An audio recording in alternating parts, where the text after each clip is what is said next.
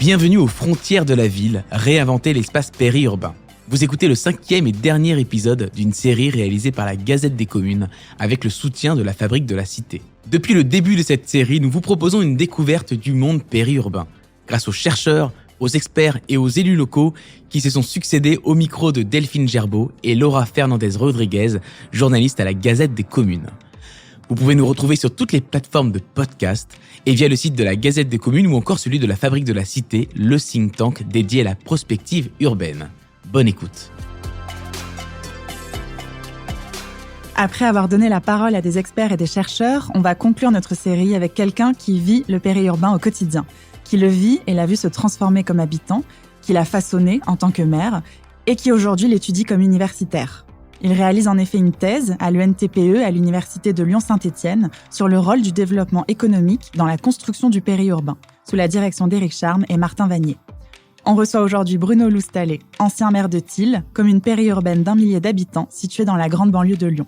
Bruno Loustalet, bonjour. Bonjour. Vous allez nous confier votre témoignage avec un triple regard, mais tout d'abord, on voudrait vous faire réagir à un extrait de Georges Perec dans Espèce d'espace, paru en 1974.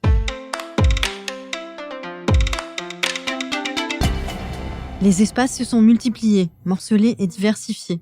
Vivre, c'est passer d'un espace à un autre, en essayant le plus possible de ne pas se cogner. Est-ce que cela fait écho à votre propre vécu ? Oui, tout à fait. Il n'y a pas eu de boss, mais enfin, il me reste quand même quelques égratignures.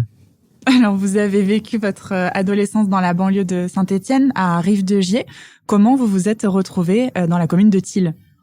Bien, un peu par hasard, avec mon épouse et nos 2 filles, au tournant de la cinquantaine, on cherchait une localisation où nos 2 enfants pourraient, se développer et grandir tranquillement, et pour nous, ne pas être trop éloignés de nos lieux de travail qui se situaient à Lyon Croix-Rousse.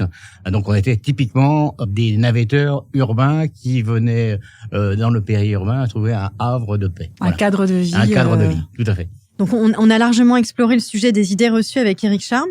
Est-ce que vous aussi, vous aviez des a priori en arrivant à Thil ? Des a priori, non, pas vraiment, mais disons que si j'étais un aménageur, j'aurais pu dire que une vision qui consistait à voir Thil comme son déficit en voie piétonne, il y avait quasiment pas de transport en commun, une existence totale d'assainissement collectif. C'est à ça que ressemblait Thil au début des années 2000. En fait, ça m'a fait penser à une de mes références universitaires qui était Pierre Sanso, qui était sociologue à Grenoble et qui avait écrit un bouquin qui s'appelait Les gens de peu. Et en fait, l'image qui m'est venue tout de suite à l'esprit, c'est Thil, village de gens de peu, en fait. Voilà. Ce qui me paraissait évident, c'est que il y avait une croissance démographique qui était perceptible à travers les logements, etc. Mais que grosso modo, les équipements collectifs étaient quasi inexistants, quoi. Voilà, c'était ça. Mais par contre, du point de vue père de famille responsable, c'était le calme assuré, la possibilité de sortir faire des randos au bout de ses chaussures, comme on dit, et une école communale qui était quand même, là pour le coup, un vrai luxe pour ce type de village. Le village avait à l'époque tout juste 1000 habitants, et des activités périscolaires gérées par une association de parents. Enfin, du très très classique de ce type de village périurbain, et le tout à 20 km de Lyon. Et alors, quand vous avez été élu maire, c'était en 2008. Quel était le contexte à ce moment-là, et quels ont été vos dossiers prioritaires sur la table ? Nous sommes arrivés en 2002. Très vite, je me suis aperçu que j'étais face à un village qui était sociologiquement bloqué, bloqué par l'entre-soi des lotissements. Chaque lotissement avait sa couleur spécifique, si je puis dire, et les jeux de pouvoir des propriétaires fonciers, qui avaient résulté dans le fait que les nécessaires, ce que je vous disais tout à l'heure, les nécessaires investissements en équipement public n'étaient pas réalisés, et ça depuis 40 ans. Ce qui était souhaité, ce qui faisait l'attrait de ma candidature, c'était tout cet arrière-plan professionnel qui rendait possible, je dirais, l'évolution même du village, notamment par rapport à ces problématiques d'équipement collectif. La gestion municipale, surtout dans une petite commune, il faut avoir une solide expérience professionnelle, enfin, en tous les cas, une expérience professionnelle qui puisse permettre de... Ouais. Donc, parfois, on n'a pas l'ingénierie à disposition dans la commune, et il faut se débrouiller un peu tout seul. Et parfois, j'ai rêvé d'être le maire de Lyon. Et en termes de résultats, du coup, il y a maintenant le très haut débit. Vous avez installé des navettes. On est assez fiers de ce qu'on a pu faire. C'est réaliser le très haut débit dès 2010. Quand je dis très haut débit, c'était 100 mégabits. Le village est passé de 55 kilobits seconde à 100 mégabits. Et pour tout le monde. La fibre optique. Donc, il a fallu être à la fois opportuniste pour aller chercher les gens qui allaient bien et faire son démarchage commercial auprès des instances du syndicat d'intercommunal. Trouver des financements. Un peu de financement, aller avoir l'entre-gens pour aller voir les personnes qui comptaient pour. Donc ça, il y a eu ça. Et puis, alors, l'autre aspect, parce que en plus d'être maire, j'étais vice-président à la mobilité à la communauté de communes de Mirevel et du Plateau. Et là, ça a été vraiment un vrai bonheur. À la fois parce que j'ai pu compter sur une équipe de jeunes techniciens intercommunaux et des équipes des différents villages. Et on a réussi à créer une navette intercommunale en l'espace de 4 ans. Ouais.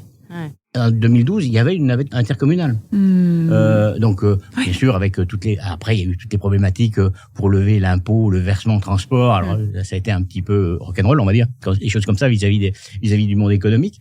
Mais c'était nécessaire. C'était nécessaire pour désenclaver le village. Donc, mon souci, c'était désenclaver le village d'un point de vue de la communication, fibre optique. Deuxième souci, c'était de désenclaver physiquement le village avec la navette intercommunale. Donc, vous avez un peu constaté le côté clubisation du périurbain qu'a étudié Éric Charme. Ah oui, tout à fait. Là, ça, c'était même presque une entrée première de la conscientisation que j'ai eue, ou de la conscience que j'ai eue de la réalité de ce village de Thil. Les lotissements, autant de lotissements, autant d'entre-soi. Ça a été un élément fondamental. Et chaque lotissement est une petite communauté dans la commune. C'est ça. Voilà, c'était ça. Chaque lotissement avec sa personnalité. Benoîtement, je me suis dit, on va se la jouer façon Florence.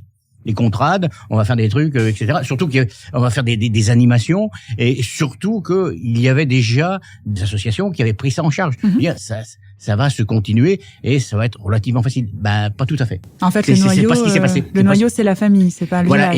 Et en fait, grosso modo, les différentes vagues de périurbanisation qui ont eu lieu, en fait, ont généré, je dirais, de l'entre-soi qui, lui, s'est transformé en consumérisme municipal. Mais ce que vous disiez, c'est que ces communautés dans les lotissements, elles ont aussi eu une grande importance au moment de la crise sanitaire. Ah oui, alors voilà, donc il faut être juste. Et, en fait, le périurbain est fait d'ambivalence. Il faut, sinon le savoir, au moins avoir cette empathie pour le comprendre, le découvrir, voire même l'apprécier.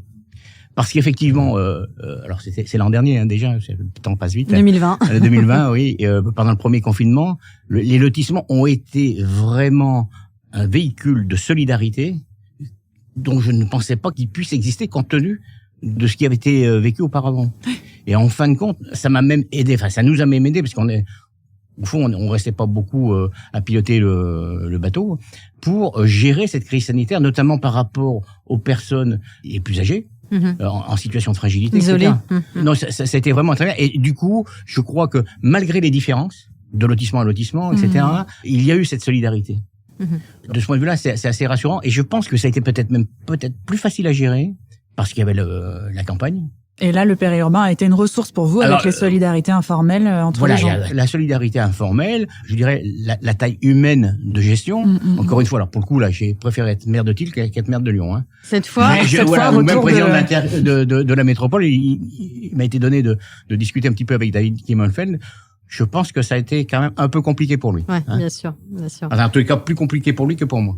Et donc, quelles conséquences, ces changements de la population ont eu sur votre territoire? Par exemple, sur le type d'habitat. Le préfet me demande de réviser le PLU parce que il n'y a pas de logements sociaux. Et donc, il faut s'atteler à cette tâche-là. Alors, le logement social, c'est aussi et d'abord une question d'intercommunalité avec le plan local de l'habitat. Et il fallait que Thil s'inscrive dans cette cohérence territoriale-là. Donc, on l'a fait. Et le village compte aujourd'hui à peu près une vingtaine de logements sociaux. C'est pas des bars. Bien intégré. C'est disséminé dans les différentes zones du village. Et donc ça a été un élément important, vraiment fondamental de la mutation. Et il faut dire qu'en plus, le fait, et ça c'est côté non écrit, non dit, de faire du logement social, c'est que Thil est comme je disais tout à l'heure, une commune de peu. J'avais l'habitude de dire lors de mes vœux que la richesse de Thil, c'était les Thilois. Parce que leur revenu fiscal moyen de référence est un des plus hauts, non seulement de l'Interco, mais du département et voire même de la région Auvergne-Rhône-Alpes. Ça dit des choses, notamment par rapport à ce que je disais tout à l'heure sur le consumérisme municipal. Bien sûr. Donc, par rapport à ça, il était important d'arriver à créer cet embryon de mixité sociale. Dans un contexte où, en plus, le prix du foncier constructible a bondi. Voilà, grosso modo, en fin des années 90, le foncier non bâti était évalué autour de 60-100 euros. Aujourd'hui, il a dépassé 300-350 euros le mètre carré. C'est énorme. Donc, alors, on est toujours dans l'habitat pavillonnaire, mais les ténements avant étaient de l'ordre de 1500 mètres carrés. Ouais. Et ils sont aujourd'hui de 400-500 mètres carrés avec des caisses, des coefficients d'emprise au sol de 90 mètres carrés. D'accord. Donc, c'est ça la réalité. Alors, donc on a une nouvelle esthétique. Au niveau de l'architecture, on reste aussi dans le très classique du pavillonnaire périurbain.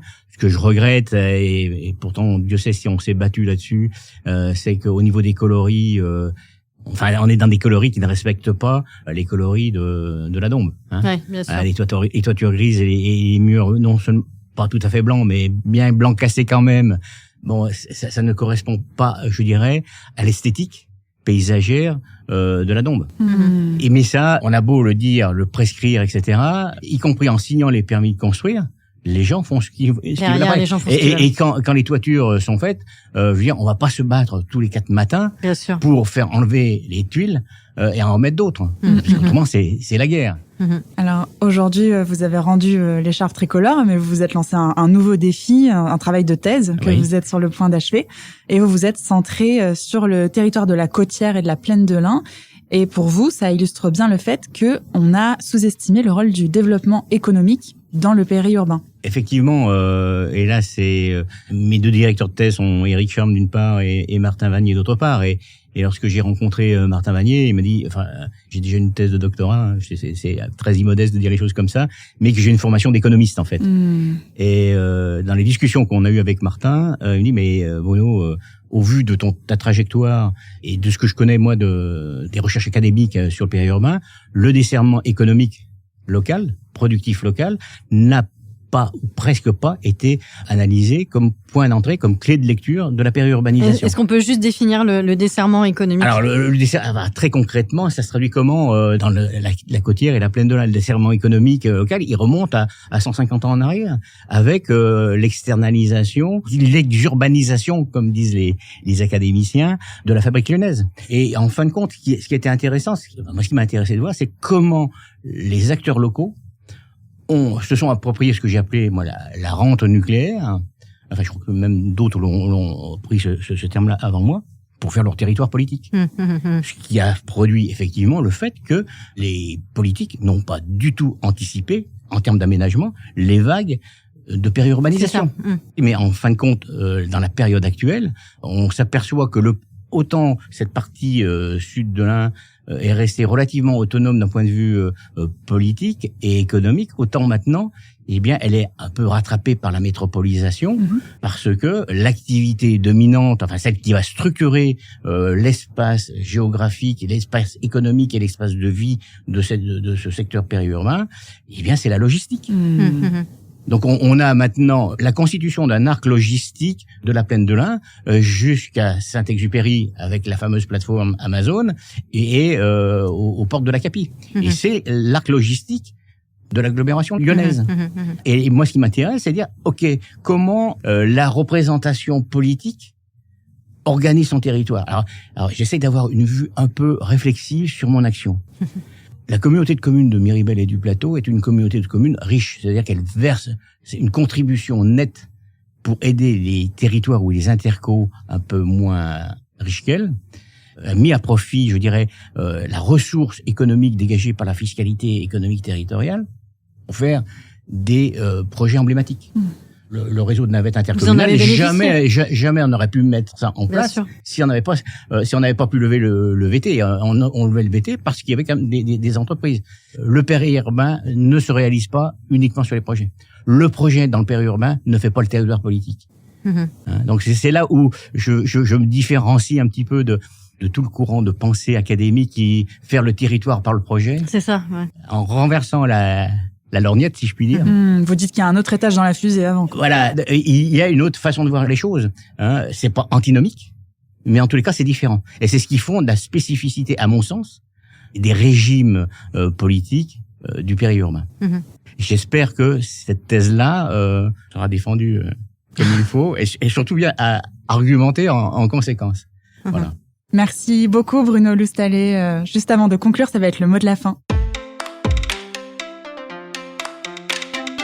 On souhaiterait vous poser 3 questions qu'on a posées à tous nos invités et la contrainte que vous avez, c'est de devoir répondre par un seul mot à chaque fois. Alors, un mot que vous associez au périurbain. Pour moi, c'est une soupape de sécurité. Une zone périurbaine où vous verriez vivre. Une petite commune de Bretagne Sud, localisée dans le Morbihan, ça serait bien. Et le périurbain, dans 10 ans, c'est... Et pour moi, ça doit être, enfin j'espère que ça le sera, un espace de solidarité. Merci beaucoup Bruno Loustalet pour votre témoignage à notre micro. C'est moi qui vous remercie. C'est la fin de ce dernier épisode. On espère que cette série dédiée au périurbain vous a permis de comprendre sa trajectoire, sa réalité d'aujourd'hui et ses futurs possibles. Ça a été un vrai plaisir pour nous de mener ce travail. Si le plaisir est partagé, n'hésitez pas à réagir sur les réseaux sociaux et à en parler autour de vous. Merci pour votre écoute.